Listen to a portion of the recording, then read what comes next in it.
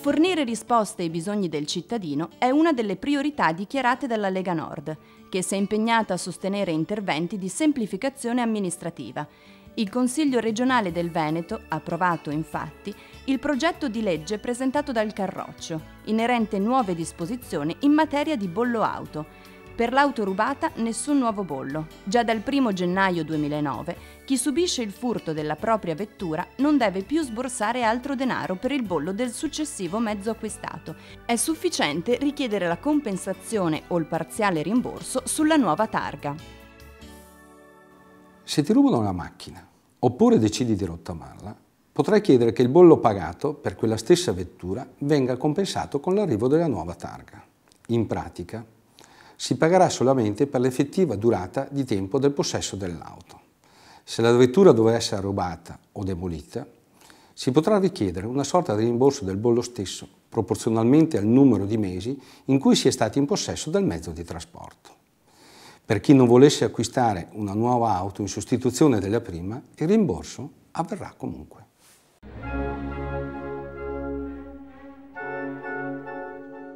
Il piano di tutela delle acque approvato dal Consiglio regionale del Veneto è uno strumento molto importante che le regioni devono adottare per il raggiungimento e il mantenimento degli obiettivi di qualità ambientale. Esso definisce gli interventi di protezione e risanamento delle acque superficiali e sotterranee e l'uso sostenibile dell'acqua allo scopo di non compromettere l'entità del patrimonio idrico e consentire la fruizione da parte dell'uomo con priorità per l'utilizzo potabile. L'acqua è un bene primario per i veneti, bisogna tutelarlo. È questo un obiettivo raggiunto dalla Lega Nord con l'approvazione del piano di tutela delle acque e con il progetto di legge sulla ricarica delle falde acquifere. Dobbiamo tutelare la quantità, la qualità e soprattutto l'utilizzo di un bene primario come quello dell'acqua, fondamentale per le nostre imprese, per la nostra agricoltura e soprattutto per i nostri veneti. Qualcuno pensa di privatizzare l'acqua. La Lega Nord ha invece un altro obiettivo, quello di razionalizzare il costo e la gestione di un servizio che deve essere uguale per tutti i veneti a tariffe sostenibili.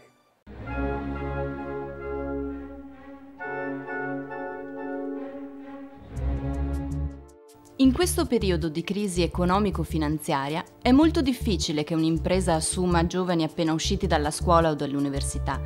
Questo perché la nostra scuola è teorica, distante dal mondo del lavoro, e per un'azienda formare un giovane comporta un notevole sforzo economico.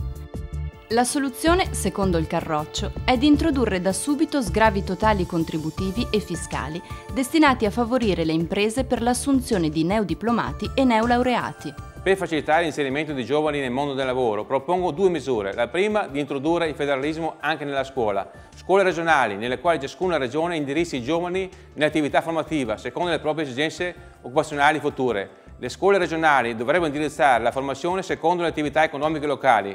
La seconda presuppone la concessione di agevolazioni alle aziende con sgravi contributivi fiscali totali, non parziali e esausti come quelli attuali, perché possa fermare i giovani e inserirli nel mondo del lavoro.